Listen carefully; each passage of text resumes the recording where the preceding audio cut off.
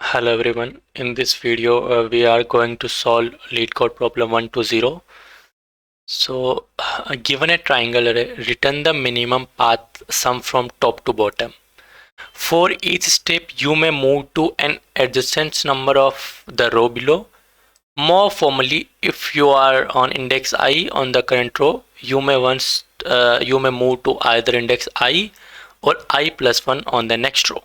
So like here we have given one example, and if in the first stage we are on the index 0, then we can move to the index 0 and 1, like I and I plus 1. So for 2 we move to 3, and we can also move to 4. Then for 3 we can move to 6, 5.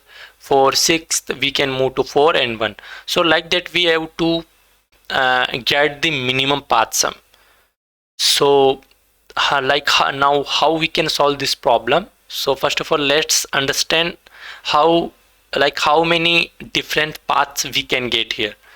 So the first solution is that we can run BFS there, like from 2, then we can move to the next index, that is 3 and 4.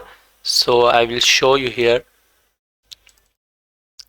like we have 2, 3, 4, 6. We will copy this thing here. So this is our array. Now here first of all we can move to the first position, that is 2. Then we have 2 and the index of this element is 0. I and dx will be 0. So now we have two options, index 0 and index 1.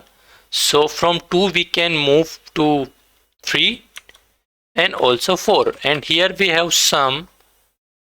Here we have our sum will be 2, and when we move forward to the index 0, like from 2 to 3, so here our index will be 0 and the sum will be 5, and we have here another element, that is 4.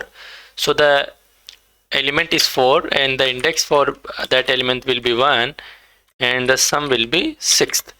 So this is the stage 1, like level 1. Then we have level 2. Now we can move forward to the next level, like 6, 5, 7. So from 3 we can move forward to index 0, and then we can move forward to index 1. Like from 3 we can go to 6 and 5. For 4 we can move forward to 5 and 7. So like that we can create so many, like we can get all the paths, and then we can store the results in an array and we can return the minimum number.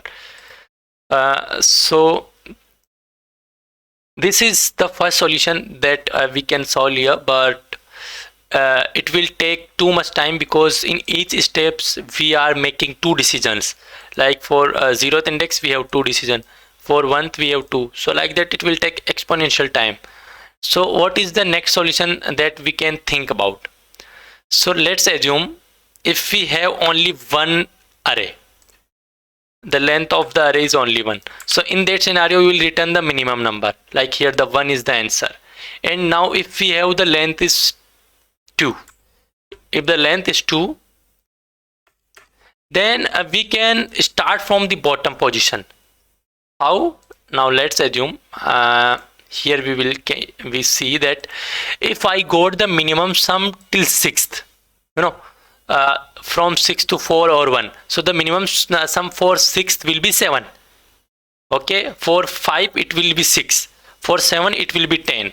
If I got the minimum sum for each element, and now if I want to search the minimum sum for 3, I will return the value 3 plus minimum sum till 6th and 5.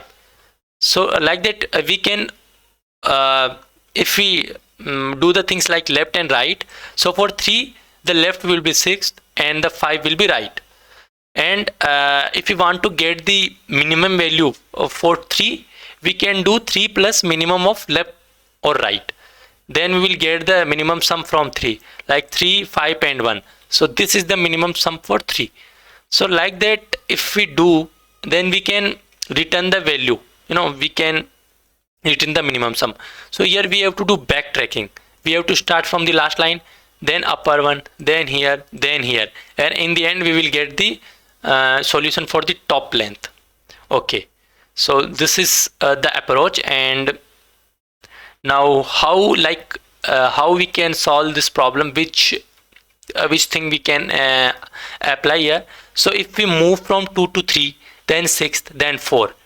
Okay, so now for 4 there is no left or right, like there is no index 0 and 1, so we can return 4.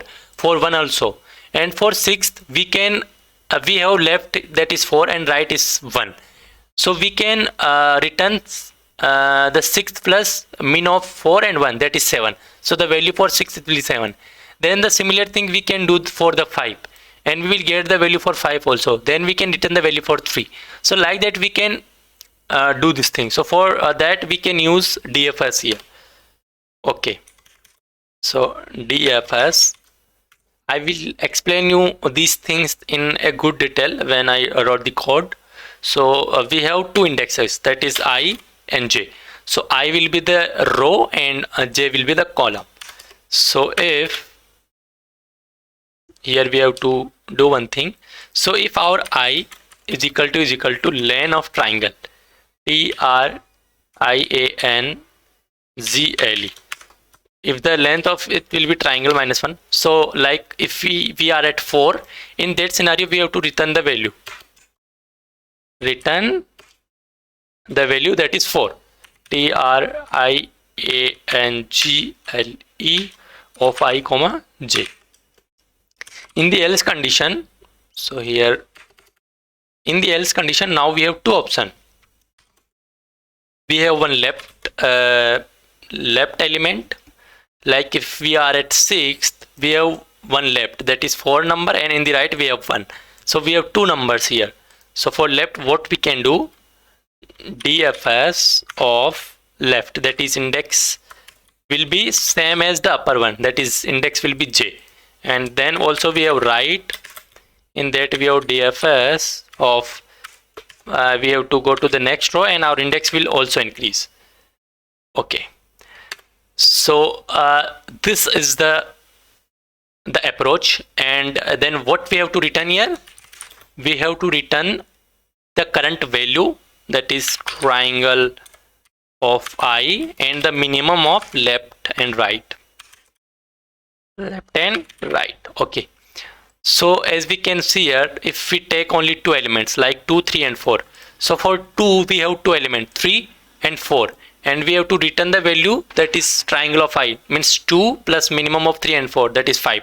So if we take one example here, this 2, 3, 4 only, if we take here like 2, 3, 4, we can remove these things. Okay, and here then we have to return DFS of 0, 0. Okay, and here our the time complexity will be of n square if the length of row and the length of column is n. Here we are getting one error, TRIA.